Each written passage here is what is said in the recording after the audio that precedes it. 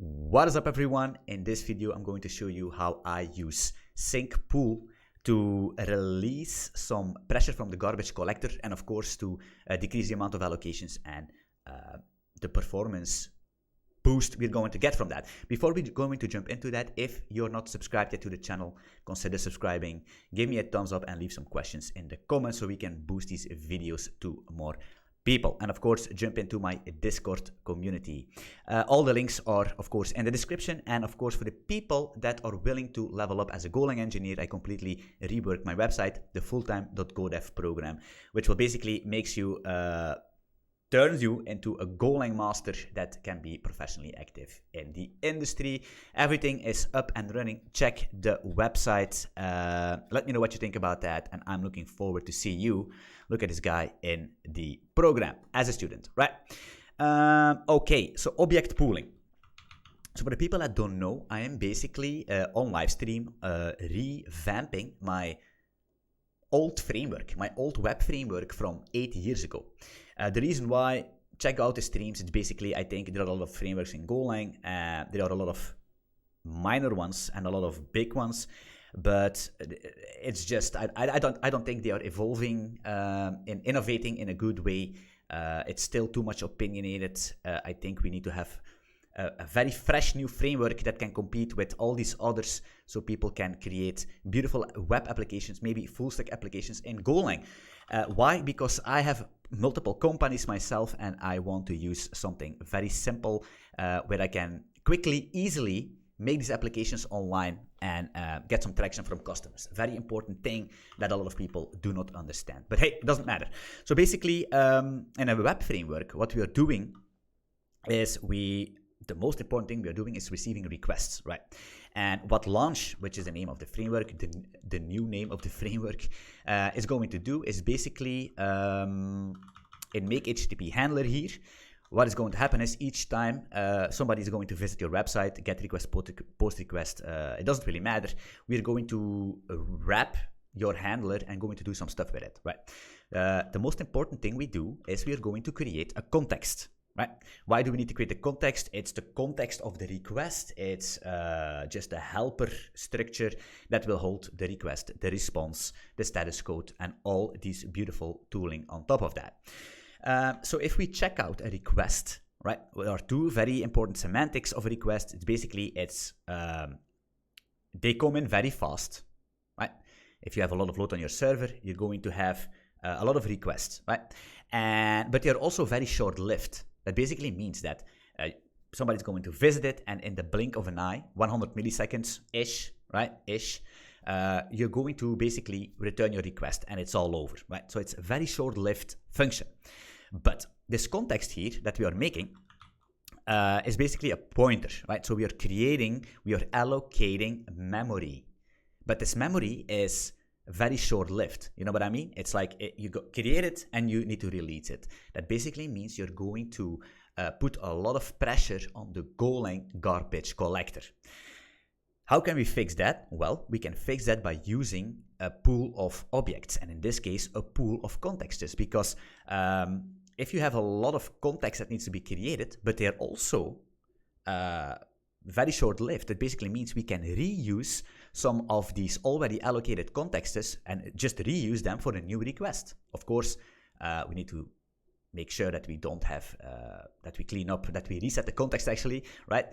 Because otherwise we're going to be in trouble. But that's basically the point of object pooling. You're not going to create new objects all the time. You're basically going to reuse already existing objects, reuse already existing memory.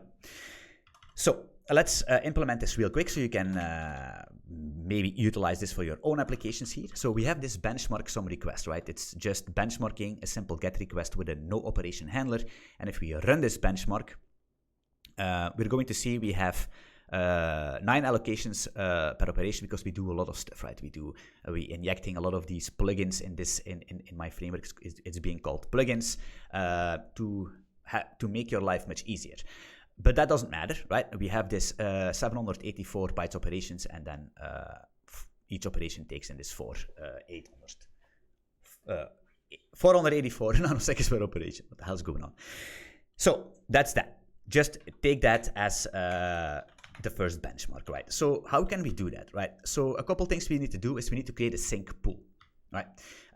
So normally this launch struct is basically the godfather of the framework. It's the main structure that you're going to initialize once, right? And it's going to hold all of these stuff you can do with it, right? Classic stuff, everybody's doing the same. So you could say, yeah, we're going to make a pool here, which is going to be a sync pool. Yeah. The problem is that in my specific case, this is already very advanced here. The problem is you're going to see it here, right? So we are making a copy here. Each time we call router, it's basically to create these sub-routers, right? For example, V1, V2, API, and all that shenanigans. We're basically going to copy this pool, and this pool is going to have locks inside of it. And if you copy locks, it's just bad news. You cannot do that. So what I'm going to do, I'm not going to put pool into launch. What I'm going to do is I'm going to make a variable here. And we can call it pool, request pool, whatever you want to call it. And it's going to be a sync pool. If you have multiple pools, of course, you cannot call it pool because then, yeah. There's going to be a sync pool here. Can we do that? Of course we can, right? So it's going to be a global. It's a private global, and it's not bad at all, right? Like I said, always a good global at the right place at the right time for the right purpose is pretty Gucci, right? So we're going to make this pool here. And what a pool takes, let us check. So pool here. So pool is this beautiful structure, all private variables except this new. And what is this new? This new is basically the constructor function of your object, right? It's a simple function and it returns an any. Does not take any arguments, right? Hey, cannot be simpler as that. So what we're going to do is we need to have a new function here, right? And that's going to be a new CTX, right? The problem is if we take a look at new CTX, you can see we have a lot of arguments that we need to pass into it, but we can't, right? We have no options to do that. So what we're going to do here is I'm going to keep this function here, right, as a reference. I'm going to underscore it, so it's going to have a new function name, so we can actually reuse the new CTX function here, right? With, yeah, perfectly fine. We're going to return an any, and we're going to return a new context here, right? We're going to return a new context. Of course, request response params, we cannot actually use that stuff. We can, and launch, we also can't. So I'm going to copy these two values here. Actually going to delete them. And I'm going to paste them in here, right? So each time we're going to create a new CTX, right? The pool is going to create a new CTX when needed. It's going to already have a status OK. And it's going to have a context here. And this launch thingy, nobody cares about that. That's fine. So now the sync pool works pretty fine, right? New CTX, all good. So if we take a look where we're going to use that, here, right? So we can see here, we're going to basically make a HTTP handler. We're going to wrap your handler. We're going to do some nice plugins. We're going to wrap your plugins. We're going to apply the middleware, but we also need to create a new context. So what we're going to do is I'm going to comment this out. I'm going to say CTX is going to be pool, get me one, right? Get me a new CTX. I'm going to cast this to our context because an any is an any and we want the context here. And then we are going to basically set the variables we want, right? So we're going to say the request is going to be R, the response is going to be W, the CTX launch object is going to be L, and the params, of course, params, yeah, it's going to be P. That's going to be a private one, that's fine. Do we need to have more variables? I don't think so. We have context. It's going to be fine. It's going to be a new context. Yeah, I think we're good. So basically what's going to happen is each time somebody's going to call our endpoint, we're going to make a new context, but we're going to first ask the pool, hey, is there a free context I can use? Right? Can I reuse some already allocated memory? Yes or no? If it's yes, it's going to give you an already used context, right? If it's not, then it's going to allocate a new with the new function. All right. Of course, after we basically applied our plugins and we call our handler, and if there is an error, we're going to handle that. Basically here, we are completely done. The request is going to return and the user is going to be very happy. Unless there is bad news on the web page, right? So we need to basically place that that context back into the pool. So we're going to say pool put, and we're going to put back this context into this thing. That's fine. And that's already going to work, right? Look at this. So I'm going to say, of course, it's not perfect, but first of all, we're going to check. I'm going to run this benchmark here. And we're going to see that we already have one allocation less, right? Of course, this is just a simple benchmark. You can basically understand that if you're in production and you have a shit ton of load, it's going to behave a little bit different than just a benchmark, right? But we can already see we have some performance benefits, right? So that's good. Yeah, so there is a little bit of problem which you need to take in consideration, right? Because this is going to work, but it's not the best. Why? Because we're going to have some problems. The first thing we're going to have here is this R, this HTTP request. It's very important to understand this. This is a pointer to a request, right? So what's going to happen is that if you are going to put your context back into the pool, which basically means that this context is not going to get, it's not used anymore. But what if somebody actually has a reference to this? Somebody basically just put this request here, right, inside of a structure of himself, and is keeping that reference in that structure. That basically means that Golang cannot clean up that pointer. The garbage collector cannot clean up that request pointer. Why? Because somebody still has a reference to it, right? That we can't. That's what garbage collectors do, right?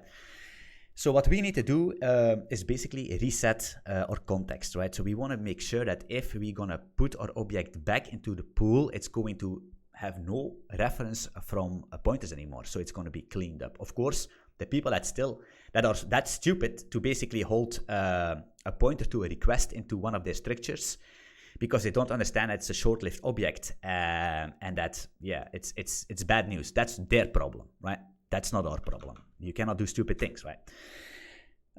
There's nothing we can do about it. It's in each framework the same. What we could do is basically copy the request, but do we really want to copy it? I mean, everybody knows that when a request is done and you still have a pointer, that nothing you can do with that. It makes no sense to do that, right? So what we're going to do is basically make a reset function into context here. So we're going to say func ctx reset, right? And what we could do is basically, first of all, this request, I'm going to set this to nil. C response. Actually, I want to quickly check what's going on here with this response. Let me quickly see here. It's going to be a response, which is going to be an HTTP response writer. Oh, it's an interface, yeah. So what I'm going to do, because this is an interface, it's probably going to be a pointer. I'm going to set that to nil also. Response nil. C params doesn't really matter, to be honest. That can be the same. Do we need something else? Maybe we could actually delete the launch pointer here. Why not? Because it's going to get instantiated, to be honest, so that's fine.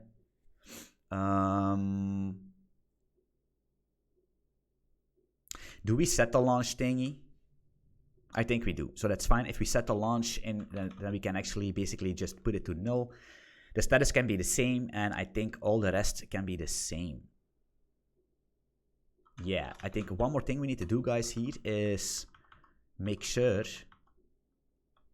that we're going to say here that the ctx.context itself, which is the context.context from Golang, we are going to make a new one here.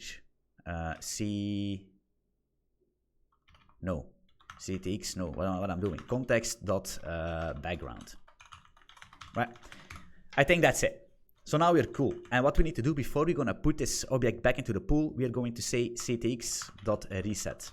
Actually, small caps, small capital, private. Boom, just like that, right? If you test, it's not going to change anything. It's just, yeah, some good programming practices, right, that we're going to do. Cool. So yeah, that's it. Basically, that's actually it to do object pooling, right? Of course, there are some more tricks you could do, and I'm going to revisit this in the future for sure to see if I can make more optimizations, but that's not the point right now, right? But I just wanted to show you how you can simply add some object pooling into your application. to basically release some pressure from the garbage collector. And especially when you create a lot of pointers, when you allocate a lot of structures into your in your program, and they are very short-lived, right? That's very important, because if they are long-lived, it's not that optimal, right? Because if you have long-lived of these objects, then it's not that easy to reuse them. But if you have short-lived object pointers, you can basically use a syncput pool to basically reuse them and reuse memory, and that's going to be all fine. Right, I hope you had something about this video. If you like the video, if you like the content, hey, consider subscribing. Give me a thumbs up and leave some questions in the comments, and jump into my Discord community. And I'm looking forward to see you in one of my live streams. Bye-bye.